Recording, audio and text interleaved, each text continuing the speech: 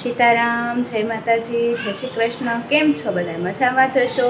તો સ્વાગત છે તમારું અમારા નવા વ્લોગમાં. આ વ્લોગમાં મારે બનાવવાના છે ઢોસા, એ પણ ઇન્સ્ટન્ટ ઢોસા. કેમ કે બધાને આજે ઢોસા ખાવાનું મન હતું ને ખીરું આપણે કાંઈ ઘરે બનાવેલું નહોતું, એટલે આપણે તેને ઇન્સ્ટન્ટ રીતે બનાવવાના છે. તો ચાલો આપણે આજે ઢોસા બનાવીએ. તો સૌથી પહેલાં તો આપણે બટેકાને બાફા પહેલેથી જ મૂકી દીધા છે. તો બટેકા બફાય ત્યાં સુધીમાં આપણે ઇન્સ્ટન્ટ ઢોસાનું ખીરું બનાવી લઈએ. તો સૌથી પહેલાં અહીંયા આપણે રવો લેવાનો છે. તો રવાને આપણે આ રીતે માપ કરીને લેશું. તો આ રીતે આપણે 3 વાટકી લેવાનો છે.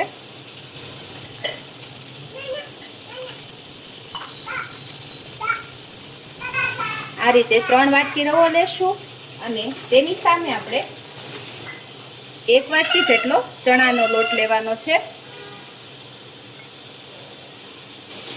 ત્યાર પછી આપણે તેમાં સ્વાદ અનુસાર મીઠું એડ કરી લેશું. હવે તેમાં આપણે ખાટી છાશ ઉમેરી લેશું જરૂર મુજબ અને સરસ આપણે તેનું બેટર તૈયાર કરવાનું છે. આ રીતે આપણે બેટર તૈયાર કરશું. હવે આ બેટરમાં આપણે બ્લેન્ડર અથવા તો મિક્સર ફેરવી લઈશું અને આપણે તેને 20 મિનિટનો રેસ્ટ આપી લેવાનો છે. તો હવે આપણે બટેટાનો મસાલો બનાવી લઈશું. તો સૌથી પહેલાં તો આપણે તેલ ગરમ થઈ જાય એટલે તેમાં આ 1 ચમચી જીરું, અડધી ચમચી હિંગ, અડધી ચમચી હળદર પાવડર લેશું.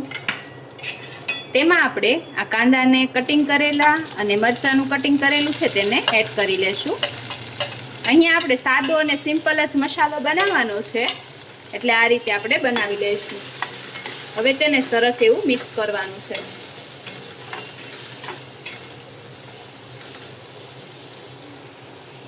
ત્યારબાદ એમાં સ્વાદ અનુસાર મીઠું પણ એડ, અડધી ચમચી ધાણા જીરું પાવડર. ત્યારબાદ તેમાં અડધા લીંબુનો રસ એડ કરી લેવાનો છે. અડધી ચમચી લાલ મરચું પાવડર.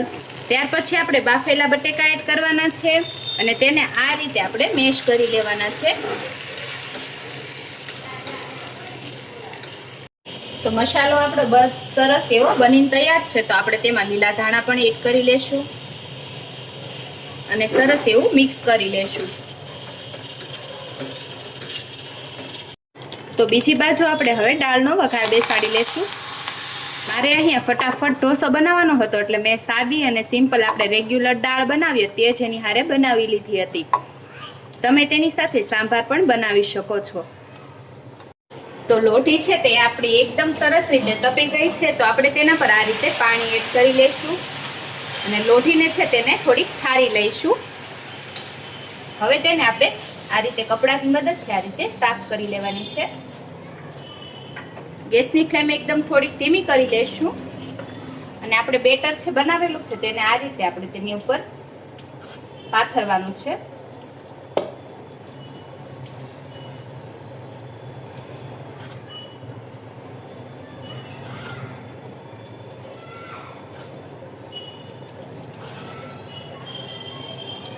આ રીતે આપણે બેટરને પાથરી લઈશું અને ગેસની ફ્લેમ થોડીક ફૂલ કરી લઈશું. ત્યાર પછી આપણે તેમાં જો બટર લગાવવાનું હોય તો તમે બટર લગાવો. મેં અહીંયા બટરની જગ્યાએ ઘી લીધેલું છે. તો આ રીતે આપણે તેના પર ઘી લગાવી લઈશું. ત્યાર પછી આપણે તેમાં શેઝવાન ચટણી લગાવી લઈશું.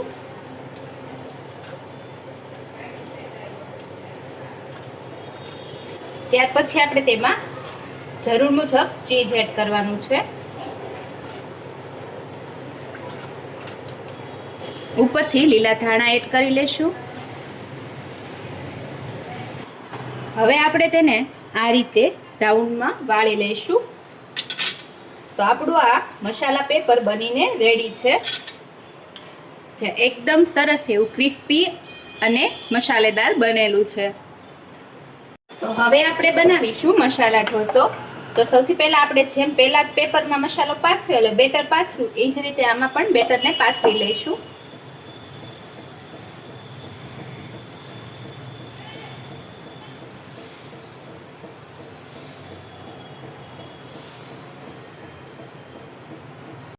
હવે આપણે તેમાં મસાલો પાથરી લઈશું.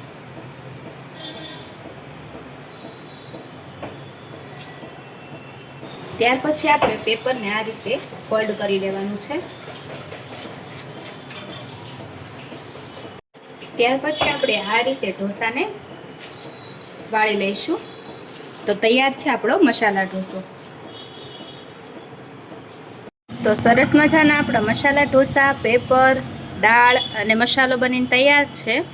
તો હવે ફરી મળીશું આવા જ નવા બ્લોગ સાથે.